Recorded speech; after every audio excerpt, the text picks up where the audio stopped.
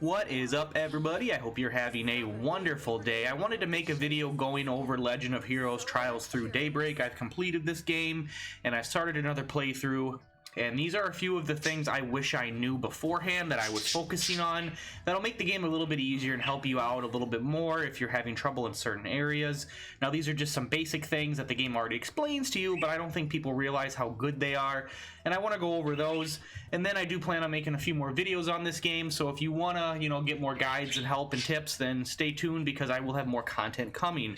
So one of the first things I want to talk about is you have these things called free time connections. Now, they seem kind of silly because you're like, well, why would I do these? And they're going to be, if you hit left on the D-pad in your to-do list, they're going to be over there. You have connections and 4 SPGs. These connections, you want to do these when you can, and you have a limited amount you can do each day, usually during your free time, obviously. And as the story progresses, you'll get more free time and more days to do these. So you want to do them when they come up as much as you can. And the reason is these give you flat stat bonuses for that character. So when we do Agnes's one, she'll get a stat buff. She's 2-star now, so she got stat increases. So did Fairy.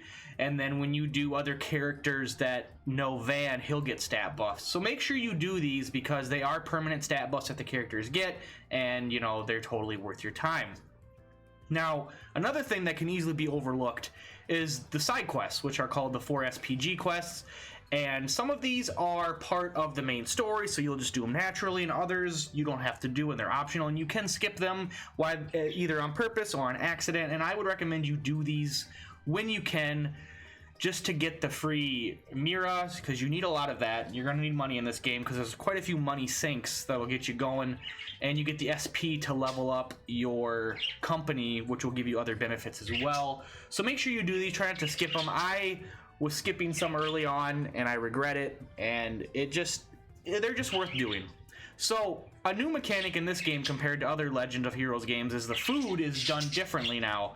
With food, you want to go to we'll just go to a shop here and I'll show you. When you go to a shop, you always want to buy food. If they have food and there's not a red check mark or it doesn't say owned, just buy one of every food. Buy one of every food. Make sure you consume it. You don't have to use it, right at the start when you get it, because that's a waste. Use it when you need healing or when you need the item, but you want to buy all the food and consume all the food. And this can be a pretty good money sink, which is why you need that Mira. And the reason you want to eat this food is because you have a food rank, I guess you could say, which is different. So where if I just eat this, we'll just eat this, and we get our gourmet rank, it goes up. As you increase your gourmet rank, you get stat buffs. So I'm just gonna eat a bunch of food. I told you not to do this, so don't do this. I mean, you could, I guess, but it's kind of wasteful. But we're gonna get a gourmet rank increase here, and you're gonna see that now we're gourmet rank 2. Everybody in the party gets plus 15 arts defense. I believe the first rank is regular defense, so it's a plus 10 regular defense. And then you get this one, I'm pretty sure.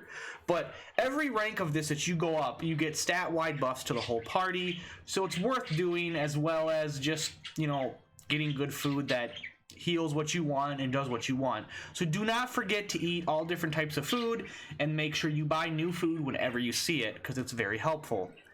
Now, something I also never did was checking my achievements in the game. So if you hit up on the D-pad, you have an achievement thing, and as you can see, we have all these achievements. More come up as we go. Anyone with a check mark means you can turn it in and get rewards. Make sure you check this as often as you can, because you're going to want these rewards. You're going to get upgrade materials, items, you're going to get just free money. Definitely check these and do these, or even focus on them if you want to get stuff, and then your completed ones are over here.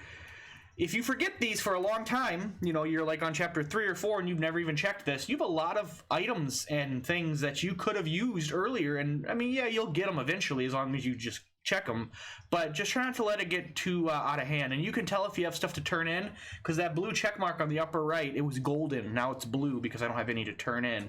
So it'll be golden when you have some to turn in. And finally, last but not least, a menu that I didn't even use till halfway through the game was the tactics menu. So when you do field battles in this game, it's like a regular real-time battle, and you can dodge and attack and then do like a charge attack. It's pretty basic combat, but it works, and it's a good way to defeat weaker enemies or weaken stronger enemies. And if you ever wondered how to control how the AI behave in that, it's in the tactics menu. And when you go into it, you can set the leader, whoever you want, and then you can change the combat directions. So this will determine how they behave when you're doing field combat. You know, they just defend and let you attack the same enemy you are, or spread out and attack different enemies. So that's really important to have, and it is definitely something that, like I said, I never used. I didn't even care about. So do keep that in mind if you do care. Everybody is, I'm pretty sure, set on disperse, and then once you click whatever you want, you can click how you want them to command. So, you know, start where they are positioned during events. You know, I could read all these, but you can figure it out. So if you want to customize that experience and have it set up, then definitely do it. Like I said, it is great to use, and it'll help you out if you're struggling with field battles. I'm playing the game on Nightmare and Hard, which are the two highest difficulties. You can't go any higher than Hard on field battles, and then you go normal, Hard, Nightmare on combat battles. So that's going to do it for the video. Hopefully this video helped you guys out. If you watched it and made it this far, thank you very much.